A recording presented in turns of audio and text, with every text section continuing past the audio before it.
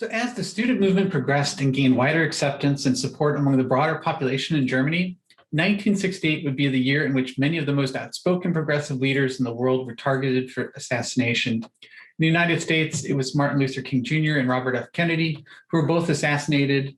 And then in Germany, the singularly outspoken student leader Rudi Dutschke, who survived the assassination attempt on his life but could no longer lead the movement.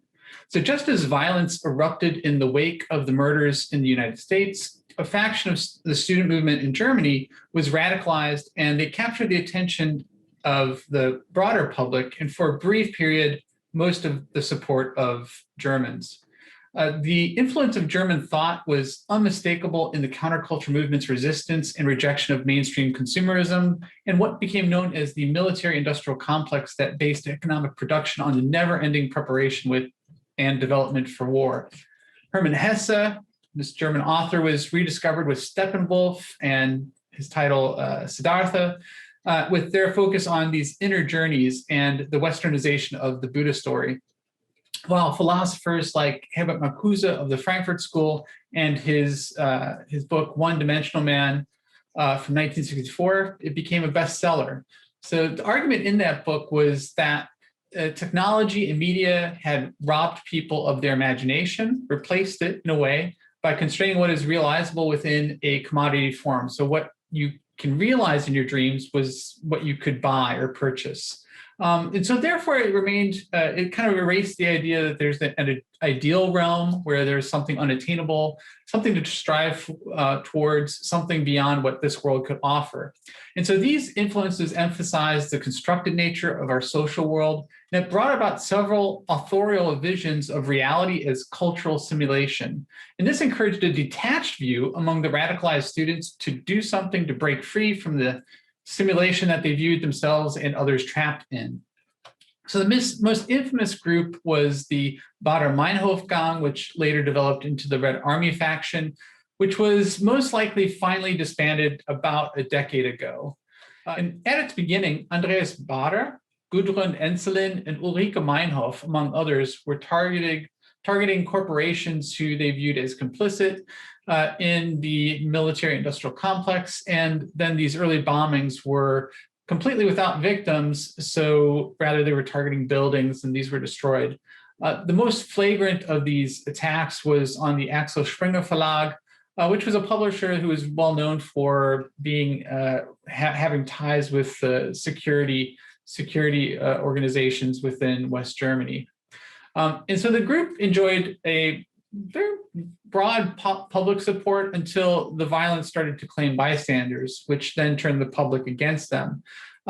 Eventually, the group was caught in 1975 and imprisoned at Steinheim.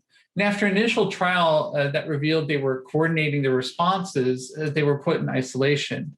So while in prison, there were several attempts to secure their release by the RAF, who were supported by other terrorist organizations and training and subsidies from other enemies of the state.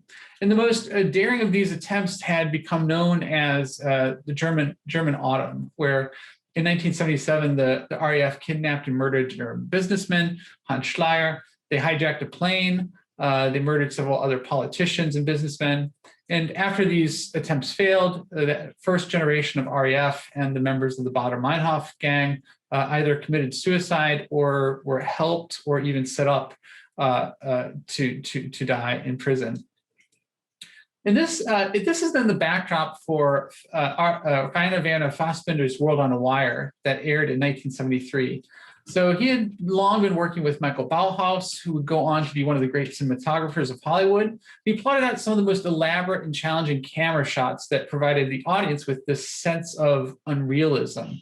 The pauses, really long pauses, the silences, and the stiffness of the figures in relation to our protagonists are features of Fassbinder's aesthetic that forces the audience to observe more closely, more attentively, how people interact with one another. It's a way that he tries to draw out sort of that socially constructed atmosphere or environment.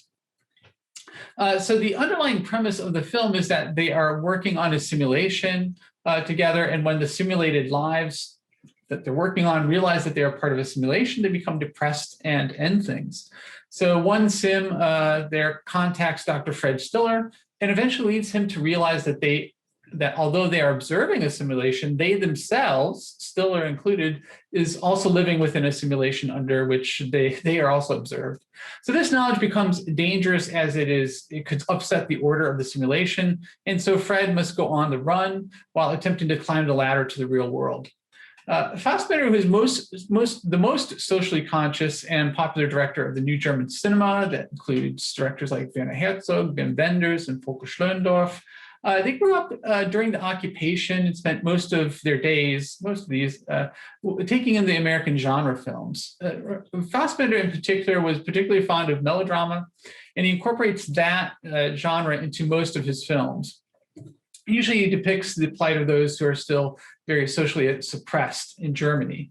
What separates his early style of filmmaking from many of his peers is that he comes from a theatrical background that practiced Brechtian alienation. This kind of explains like why he has these sort of like long pauses. This acting troupe worked together as a theater company for a long time in a communal type of living arrangement, and they practiced free love.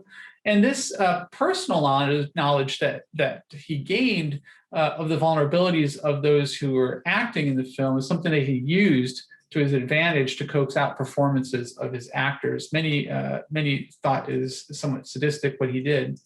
The second aspect that is of note is that this film was made specifically for television, primarily because there were only 2 channels in Germany at the time, so that there was simply the most certain way to reach the broadest audience possible. And so the television production would also be subsidized in a way that his films are not. So most of his films were produced without the backing of any major studio, which gave him more freedom over the final form of the film, which he used to explore boundaries of social mores.